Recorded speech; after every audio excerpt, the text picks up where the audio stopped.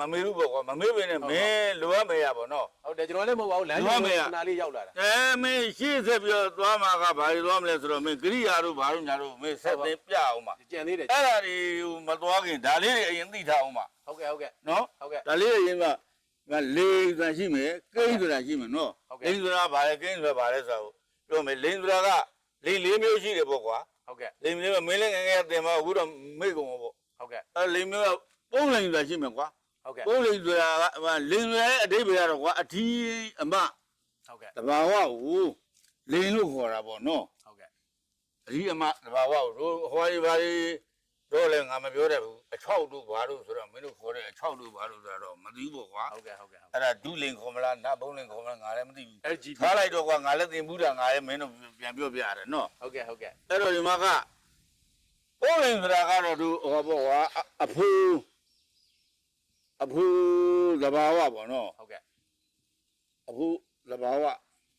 ကိုဘုံလင်လို့ခေါ်တယ်ဥမာ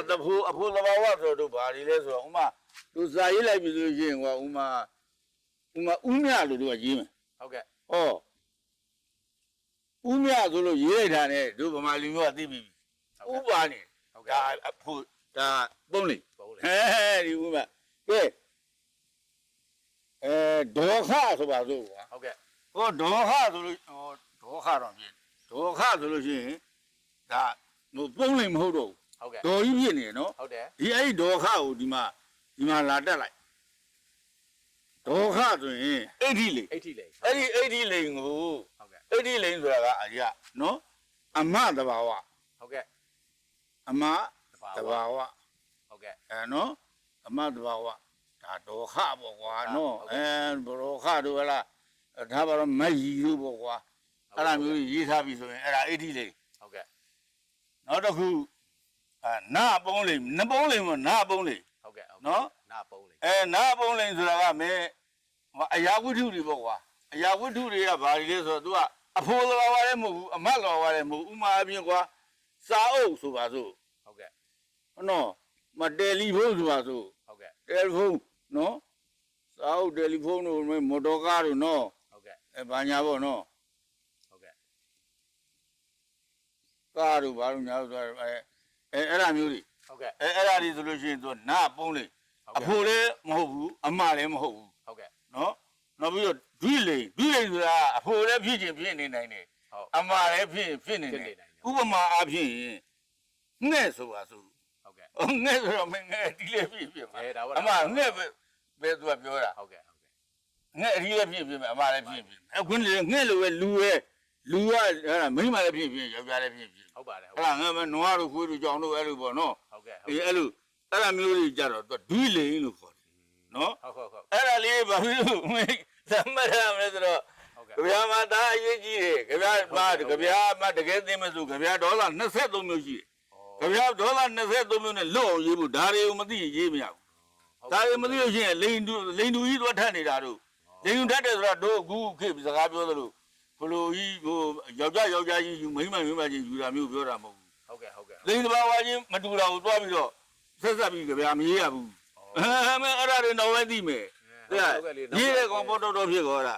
အဲ့တော့ဟုတ်တယ်နော်တော့ဒါနောက်တစ်ခုရှင်းပြမယ်ကွာကဒီမှာဟုတ်ကဲ့အမဆိုတာဒီလိုရေးတယ်ဟုတ်ကဲ့အမသဘာဝနော်ဒါပေမဲ့မင်းဟိုတို့မိသားစုထဲမှာမင်းရဲ့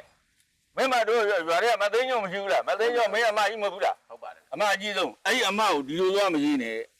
အဲ့ဒီအမနဲ့မှားမယ်ဒီအမကြီးနဲ့သွားမရေးနဲ့ကိုယ့်တဲ့အသက်ကြီးတဲ့အမျိုးသမီးမိန်းမပေါ့ကွာအဲ့ဒါကိုစလုံးတတ်ကြတယ်အင်းမဟုတ်ကဲ့နော်အေးကိုယ့်ရဲ့အကိုကြီးမင်းကိုသိမ်းမောင်တို့ကြတော့မင်းအကိုကြီးဖြစ်ပြန်အောင်အဲ့ဒါကြတော့လေဒီမှာအားကိုစလုံးတတ်အကူဒီလိုရေးရတယ်နော်စလုံးတတ်ကြတယ်ဒီအကူဆိုပြီးတော့ဒါကြီးဒီလိုရေးမှားတယ်အဲ့ဒါကဒီလိုရေးနေတာတွေ့တယ်သလားအဲ့လိုရေးမှားတယ်ဟုတ်တယ်လေးရေးကုန်မှာတော့တွေ့တယ်အဲ့လိုမျိုးရေးတာဒီလိုရေးမှားတယ်နော်ဟုတ်ကဲ့ဒီအမဆိုတာဒီမှာဒါရှေ့ကပကံခေတ္တရအဲ့ဒီလိုပဲစလုံးပေါင်းတာအခုလည်းအဲ့ဒီလိုပဲစလုံးပေါင်းကိုပြဋ္ဌာန်းထားတယ်ဟုတ်ကဲ့နော်ခေတ္တရအမအကူအဲ့လိုပဲရေးတယ်အတန်ထွက်တာတော့အကူအမပေါ့နော်အပြင်မှာလည်းအကူအမပေါ့နော်ဟုတ်ကဲ့ အဲ့ဒါလေးဒီကိုဂရိသာ ဟုတ်ကဲ့ပါ နော်ဒီလိုကြီးသွားမကြည့်နဲ့မင်းစာမတမ်းမဲ့လူသိသွားမယ် ဟုတ်ကဲ့ဟုတ်ကဲ့လေးဟုတ်ကဲ့ အဲ့တော့မင်းတို့အခုလောလောဆယ်တော့မင်းဘာရှိမလဲဆိုတော့အော်တော်မာတို့နောက်တစ်ခုဒီမှာငှက်အကြောင်းလေးဒီမှာငှက်ကလည်းမင်းမှားတတ်တယ်သလား ဟုတ် ဒီငှက်ကိုထောက်ဝင်ပဲကြီးကိုဒီလိုကြီးတတ်တာရှိတယ်မင်း Facebook ပေါ်မှာတော်တော်များတယ် တွေ့တယ် ဒါထောက်ဝင်ပဲ ဟုတ်ကဲ့ ငါ့ကိုဟာမထုတ်ခါထိုးမဟုတ်ဘူးထောက်ဝင်ပဲကိုကတ်တယ်ရင်သူ့ရဲ့အတန်တွက်ကထဆင်သူကတ်တယ်နဲ့အတူတူပဲထဲ့ဆိုတဲ့အတန်ထွက်လိမ့်မယ် ဟုတ်ကဲ့ တော့သူအပေါ်ပြန်နေတဲ့ငှက်မဟုတ်ပဲထဲ့ဖြစ်နေမယ် ဟုတ်ကဲ့ဟုတ်ကဲ့ နော်အဲ့တော့ဒီငါဟာဟို ငါ့ကို ငါ့ကိုဟာဖြစ်အောင်ထိုးပါနော်နောက်တစ်ခုရှိသေးတယ်တခါပြောလိုက်အောင်မယ်အဲ့ဒါမျိုးတွေမှားတတ်တာဇမြင်ဆွဲဘောကတို့ကအမှန်တော့စလုံးပေါင်းရမှာကဇမြင်ဆွဲလို့စလုံးပေါင်းဒါပေမဲ့စားပါတော့ဇမြင်ဆွဲလို့ဆိုတော့ဇမြင်ဆွဲကဒီလိုလေးစလုံးလေးဒီလိုလာမယ်နော်သူ့ရဲ့ဟွာလေးကိုဒီလိုလေးဝိုက်ကလေးသွားတာ ဟုတ်ကဲ့ ဇမြင်ဆွဲစာလုံးကိုရပ်ပင်ကြတော့ဒီလိုသွားတာ ဟုတ် စာလုံးကိုရပ်ပင်ဇမြင်ဆွဲမဟုတ်ဘူး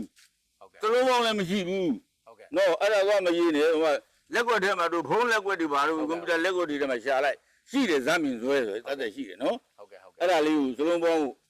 နော်ဟိုမြန်မာလူမျိုးဖြစ်ပြီးတော့မြန်မာစာကိုနားလည်ထားဖို့လိုတာပါနော်မင်းဇမြင်ဆွဲနဲ့ပဲရေးရေး ဟုတ်ကဲ့ ဇာဟိုဟာစာလုံးရပဲနဲ့ပဲရေးရေးသဘောတော့ပေါက်ပါတယ် ဟုတ်ကဲ့ ဒါပေမဲ့ဘယ်လိုသဘောပေါက်ပြီမဲ့လေကိုမြန်မာလူမျိုးမြန်မာစာကို ဟုတ်ကဲ့ ဟိုနားလေထားရင်ပို့ပြီးတော့ကောင်းတယ်သူဆိုတာလေးပြောချင်တာဟုတ်လား ဟုတ်ကဲ့ ကဲပြောအဲ့ဒါပြီးတော့ ဟုတ်ကဲ့ ပြီးတော့မှကဲငါဆက်မယ်မငွေကြလာပြီ ဟုတ်တယ် မင်းကိန်းအကြောင်းတော့ပြဆက်ပြောမလား ဟုတ်ကဲ့ပါ အေးဟုတ်ပြီကဲပြေးကြဟေးပြေးကြဟာ ဟုတ်ကဲ့ ဘုံကြီးကဲဟုတ်ကဲ့ဆိုတော့မင်းပြောပြလိုက်တယ်လင်ကိစ္စဒါတော့ပြီးသွားပြီနော် ဟုတ်ကဲ့ပြီး ဒီ တော့ အကြောင်းနော် ဟုတ်ကဲ့ အခုဒီမှာကိန်းအကြောင်းလေး ဟုတ် နော်ကိန်းရတော့မဖြတ်ပါဘူးကိန်းရတော့သူဟိုဧကောကိန်းနဲ့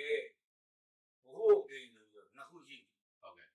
ဧကောကိန်းဆိုတာကတော့ကွာဧကဟုမဟုတ်ဘူးနော်ဧကဟုဆိုရတယ်မလို့နဲ့နော်ဒီကောင်ကဧကဒီဟိုဆိုတာကဒီလိုအတန်ထွက်တယ်ဝါတချောင်းငယ်စာဝန်းတက်တဲ့အတန်ထွက်တယ်နော် ဟုတ်ကဲ့ အဲ့တော့ကိုပြောတာနော်ဟိုဝူစီလိုက်တော့မလို့နဲ့နော်ဧကဟုကိန်းနော် ဟုတ်ကဲ့ ဒီကဟိုကိန်းဆိုတစ်ခုပြတဲ့ကိန်းပေါ့ ဟုတ်ကဲ့ ဒီခုတကောင်ပေါ့နော်တရားဟုတ်လား ဟုတ်ကဲ့ အဲ့တစ်ခုခုကိုပြတဲ့ကိန်းအဲ့ဒီကိန်းကိုဒီကဟိုကိန်းကိုခေါ်တယ် ဟုတ်ကဲ့ နော်ဘဟုဟိုကိန်းဆိုတာကတစ်ခုရဲ့ပုံရင်ဘဟုဟိုကိန်းပေါ့နော် ဟုတ်ကဲ့ အဲ့လိုခေါ်တယ်နော် ဟုတ်ကဲ့ နောက်ဒါဥပမာလေးနဲ့ပြောမယ်ဆိုရင်ဥယျာဉ်ဒီနိုင်ငံတော်သမ္မတဖြစ်သည် ဟုတ်ကဲ့ သူသည်တရားဝင်သမ္မတဖြစ်သည်ကဲ ဟုတ်ကဲ့ နံပါတ်1မှာဝဲကြနှစ်ကြောင်းရှိ ဟုတ်ကဲ့ နံပါတ်1ဝဲကြနှစ်ကြောင်းမှာဥဝင်းမြင့်ဆိုတာပါ ဟုတ်ကဲ့ နော်ဥဝင်းမြင့်ကတယောက်တည်းကအများတယောက်တည်းပို့တာ တယောက်တည်းပါ ဥဝင်းမြင့်ဆိုတာတယောက်တည်းကိုညွှန်းတဲ့အတွက်ကြောင့်ဥဝင်းမြင့်ကဧကဝေးနေမှာပါသွားတယ်နော် ဟုတ်ကဲ့ နိုင်ငံတော်သမ္မတဖြစ်သည်ဆိုနိုင်ငံတော်သမ္မတဆိုတာတယောက်တည်းရှိတယ် တယောက်တည်းဟုတ် အဲ့တော့ဒါလည်းနိုင်ငံတော်သမ္မတလေဘဟုဥပိန်းနေမှာပါသွားပြီနော် အေးကပေါ့ ပေဝေတေကိုကိန်းနေမှာပါသွားပြီနော် ဟုတ်ကဲ့ ဟာဥဝင်းမြင့်နေတော့သူဒီတရားဝင်သမ္မတဖြစ်ဆိုဒီမှာသူဆိုတာပါတယ် ဟုတ်ကဲ့ ဒီသူဆိုတာကဥဝင်းမြင့်ဆိုတဲ့နိုင်အစားနော် ဟုတ်ကဲ့ သုံးလာတာမလား ဟုတ်ကဲ့ သုံးလာတော့သူကနန်းစား ဟုတ်ကဲ့ ဒီသူဆိုတဲ့နန်းစားဟာဒီသူဆိုတဲ့နန်းစားလေအများအဝါဧကိုကိန်းပဲ ဟုတ်ကဲ့ နော်ဘုဟုကိန်းမဟုတ်ဘူးသူကသူဆိုတော့တယောက်တည်းတူတယ်နော် ဟုတ်ကဲ့ ဒါကိုပြတဲ့အတွက်ကြောင့်သူကလည်းဒီကဟုတ်ကိန်း ဟုတ်ကဲ့ နော်ဝေကြနှစ်ကြောင်းကြည့်မယ်ဒီမနေ့ကဘိုးချုပ်အောင်ဆန်းနေတော့အောင်ဆန်းသူကြည်လို့ဒီသာအဖကြည့် ဟုတ်ကဲ့ အဲ့တော့ဒီမှာဘိုလ်ချုပ်အောင်ဆန်းဆိုတာတယောက်တည်းမဟုတ်သေးဘူးဝေကြမှာနော်နှင်းဆိုတာပါမယ် ဟုတ်ကဲ့ နော်ဒေါ်အောင်ဆန်းသူကြည်ဆိုတာပါသေးတယ် ဟုတ်ကဲ့ နော်ဆိုတော့သူကတခုလေကြော်မသွားဘူးလား ကျော်သွားပါ တခုလေကြော်သွားပြီတခုလေပို့သွားပြီဆိုရင်ဘဟုကိန်းလို့ခေါ် ဟုတ်ကဲ့ ဘဟုကိန်းဆိုတော့ဒါဘိုလ်ချုပ်အောင်ဆန်းနှင်းဒေါ်အောင်ဆန်းသူကြည်ဆိုတော့ဒီမှာပေါင်းထားတဲ့အတွက်ကြောင့်ဒါဘဟုကိန်းလို့ဒါ ဖြစ်တော့ဆိုတာပါလေနော် ဟုတ်ကဲ့ နော် ဟုတ်ကဲ့ တော့သာဒီတော့ဆိုတာပါဒီတော့ရတယ်တယောက်တည်းဆိုရင်တော့မပြောဘူးလေဦးရင်းမြင့်တို့ဒီလို့ရေးပြောဘူးနော် ဟုတ်ကဲ့ တယောက်တည်းဆိုရင်တော့ဆိုတာမှတို့ဒီဆိုတော့ဒါလည်းဒီပွားဘုဟုကိန်းထဲမှာထည့်လိုက်နော် ဟုတ်ကဲ့ ဘုဟုကိန်းထဲမှာထည့်လိုက်ပြီတဲ့ဆိုတော့သူတို့ဒီခေါင်းတော်များသူတို့ဒီနိုင်ငံခေါင်းတော်များဖြစ်ကြတယ် သူတို့ဆိုတာပါတယ်ဒီသူတို့ကလည်းဘုဟုကိန်းနော်ဘုဟုကိန်းဆိုရင်ဟိုနန္ဒာကလည်းဘုဟုကိန်းနဲ့သုံးရတယ် ဟုတ်ပါတယ် ဒီဘုဟုကိန်းဆိုလို့ရှိရင်နန္ဒာကဒီဘုဟုကိန်းအဖြစ်နဲ့သုံးရတယ်နော် ဟုတ်ကဲ့ အဲလိုကိန်းတွေကိုရှင်းအောင်ပြောတာပါ ဟုတ်ကဲ့ဟုတ်ကဲ့ဟုတ်ကဲ့ နော် ဟုတ်ကဲ့ အဲ့ဒါလေးမှတ်ထားလိုက်ပါကွာဒီနေ့ကတော့ဒါပဲမှမိုးရကြပြီ ဟုတ်ကဲ့ ဟုတ်တယ်မှမိုးရဆိုတော့ငါတော့အင်ကြီးပါမှလဲပလိုက်ရမင်းမမင်းမ စိုးမရ အေးရလာမင်းတို့ရှာပါပါကြီးကွာဒီဒါပဲနော် ဟုတ်ကဲ့ဟုတ်ကဲ့လေးဟုတ်ကဲ့ပါဟုတ်ကဲ့လေးကျေးဇူးပါဗျာဟုတ်ကဲ့နောက်နေ့မှနော်နောက်ကျွန်တော်တို့အဲ့မှာကာယံဒီကိစ္စတွေပါလေပေါ့နော် နောက်နေ့ကျတော့အဲ့မှာမင်းကိုင်တော့ဘာလို့ညာတော့ဖိဖိလာမှာပေါ့ ဟုတ်ကဲ့ပါ မင်းတို့မှမပြန်သေးတာနော် ဟုတ်ကဲ့မပြန် ဟိုဝိုးတိုင်းနဲ့ကွာလျှောက်ပြောတွန့်ထုတ်ပြောလိုက်လို့ရှိလို့ရှိရင်ဒီကနားရှုပ်သွားရင်မရှင်းရှုပ်သွားလို့ရှိရင်နောက်ပြန်ရှင်းပြတာဘူးခက် ဟုတ်ကဲ့ပါ တခါတည်းနဲ့သူကရှင်းသွားရင်ဘူးကောင်းတယ် ဟု နော် တ်ကဲ့ပါလေးလေးဟုတ်ကဲ့ ဟုတ်ပြီ